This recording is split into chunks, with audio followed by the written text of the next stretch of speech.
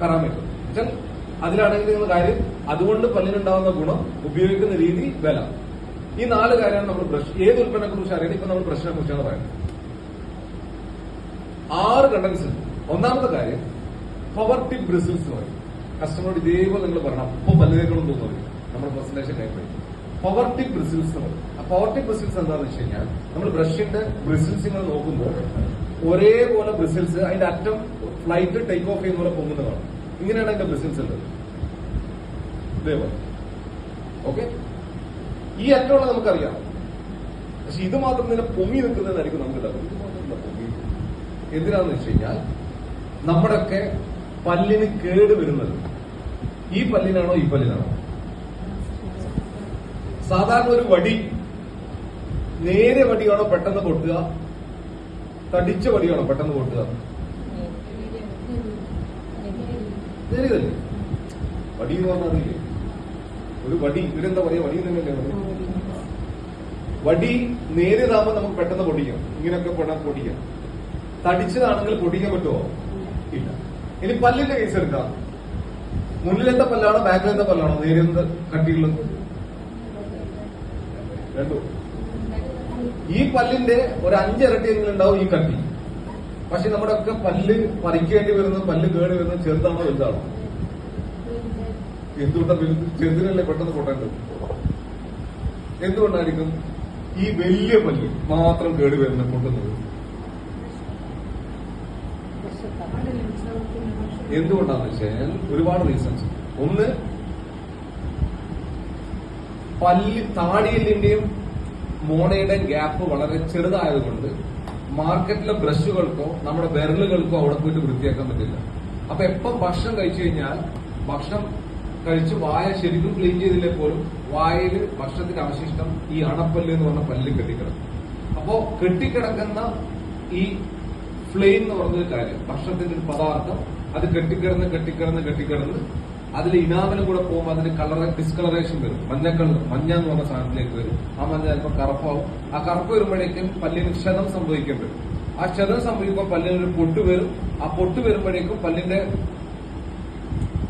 ആകാരത്തിലൊരു മാറ്റം വരും. അത് നേരെ മോണയിലേക്ക് കയറും. ജിഞ്ചിവിറ്റീസ് എന്ന അസുഖം വരും. മോണ പഴുപ്പ് വരും. പല്ലങ്ങനെ കുടിക്കും.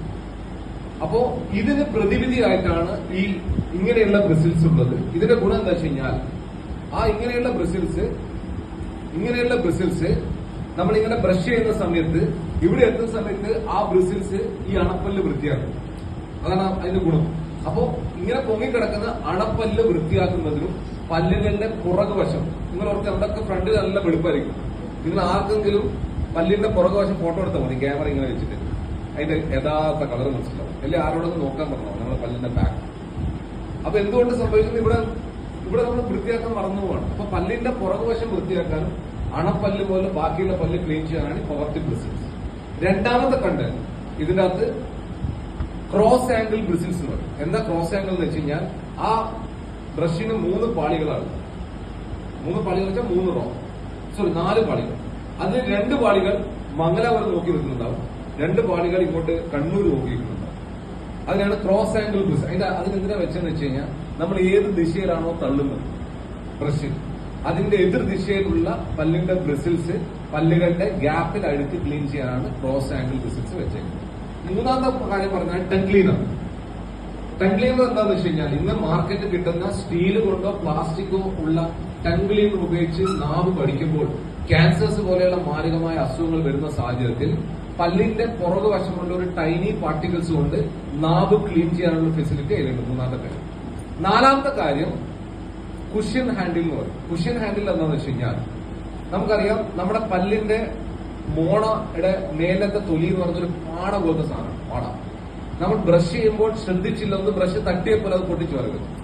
അപ്പോ എപ്പോഴും ബ്രഷ് നനഞ്ഞിട്ട് സ്ലിപ്പറി ആവാൻ ചാൻസ് ഉള്ളത് കൊണ്ട് കയ്യിൽ നിന്ന് തെന്നിപ്പോവാതിരിക്കാൻ വേണ്ടി ഒരു കുഷ്യൻ ഹാൻഡിൽ, നമ്മുടെ വണ്ടി ഓടിക്കുമ്പോൾ വണ്ടിയുടെ സ്റ്റിയറിംഗിനൊക്കെ ഒരു ഗ്രിപ്പ് ഉണ്ടാവും, ഒരു സോഫ്റ്റ് ഗ്രിപ്പ്. അതേപോലെ ബ്രഷ് തെന്നിപ്പോവാതിരിക്കാൻ വേണ്ടിയിട്ട് ഒരു ഗ്രിപ്പ് വെച്ചതാണ് ഈ പറഞ്ഞ എന്ത് പേരായിരുന്നു ഞാൻ പറഞ്ഞു, കുഷ്യൻ ഹാൻഡിൽ. അഞ്ചാമത്തെ ഫീച്ചർ ഗം മസാജർ. എന്താ ഗം മസാജർ എന്ന് വെച്ച് കഴിഞ്ഞാൽ നമ്മുടെ ശരീരത്തിലെ നാഡീ ഞരമ്പുകൾ എന്ന് പറയുന്ന സാധനത്തിന് ഉത്തേജനം ചെയ്യാനാണ് ഇന്ന് തായ്ലൻഡ് പോലുള്ള രാജ്യം ഇന്ന് വേൾഡ് ഫേമസ് രാജ്യമായിട്ട് മാറി. എന്തുകൊണ്ട് നമ്മൾ ഇന്ന് ഒരുപാട് ആയുർവേദിക് റിസോർട്ട് വരാൻ കാരണം, ആയുർവേദിക് തെറാപ്പി മസാജസ് ഒക്കെ വരാൻ കാരണം നമ്മുടെ ശരീരത്തിലെ കോശങ്ങളൊക്കെ ഉത്തേജിപ്പിക്കാൻ ഏറ്റവും ബെസ്റ്റ് എക്സസൈസ് ആണ് മസാജ് തെറാപ്പി എന്ന് പറയുന്നത്. അപ്പോ അതിനർത്ഥം നമ്മൾക്ക് പുറത്ത് മതി. നമ്മളൊക്കെ വീട്ടിലിരിക്കുന്ന സമയത്ത് നമ്മുടെ ഉമ്മമാരോ ഉപ്പമാരോ ഭാര്യയോ ഭർത്താവോ മക്കളോ നമ്മുടെ തലയോട്ടി ഇങ്ങനെ തടുമ്പോൾ നമുക്ക് നല്ല സുഖം തോന്നില്ല. നമ്മുടെ ശരീരമൊക്കെ പുറമൊക്കെ ഇങ്ങനെ ചെയ്യുന്ന സമയത്ത് നമുക്ക് സുഖം തോന്നില്ല. അതിനർത്ഥം വെച്ചാൽ അത് ആക്ച്വലി നാഡീ ഞരമ്പുകൾ ഉത്തേജിപ്പിക്കുകയാണ്. അപ്പോ പല്ലിലേക്ക് വരുന്ന ആരോഗ്യം കാത്തു സൂക്ഷിക്കുന്ന മോണ വഴി വരുന്ന ഞരമ്പുകളാണ്. പല്ലിന്റെ ആരോഗ്യം കാത്തു സൂക്ഷിക്കുന്ന മോണയുടെ ഉള്ളിൽ കൂടിയാണ് നെർവ്സ് വരുന്നത്. അപ്പൊ ഈ മോണയെ ഉത്തേജിപ്പിക്കാൻ, മോണയിൽ കൂടെ വരുന്ന ബ്ലഡിനെ സർക്കുലേറ്റ് ചെയ്യാൻ, പല്ലിന് പൂർണ്ണ ആരോഗ്യം നിൽക്കാൻ വേണ്ടിയിട്ട് ബ്രഷ് ചെയ്യുമ്പോഴോ ബ്രഷ് ചെയ്തതിന് ശേഷമോ മോണകളെ മസാജ് ചെയ്യിപ്പിക്കാൻ വേണ്ടിയിട്ടാണ് ഈ ബ്രഷിന്റെ രണ്ട് സൈഡും ഒരു 3 വിരല് പോലത്തെ സാധനങ്ങൾ വന്നിട്ടുണ്ട്. അത് ഗം മസാജറാണ്. ഇനി ആറാമത്തെ കാര്യം കുഷ്യൻ എന്താണ് പറയാ, ഫ്ലെക്സിബിൾ നെക്ക്.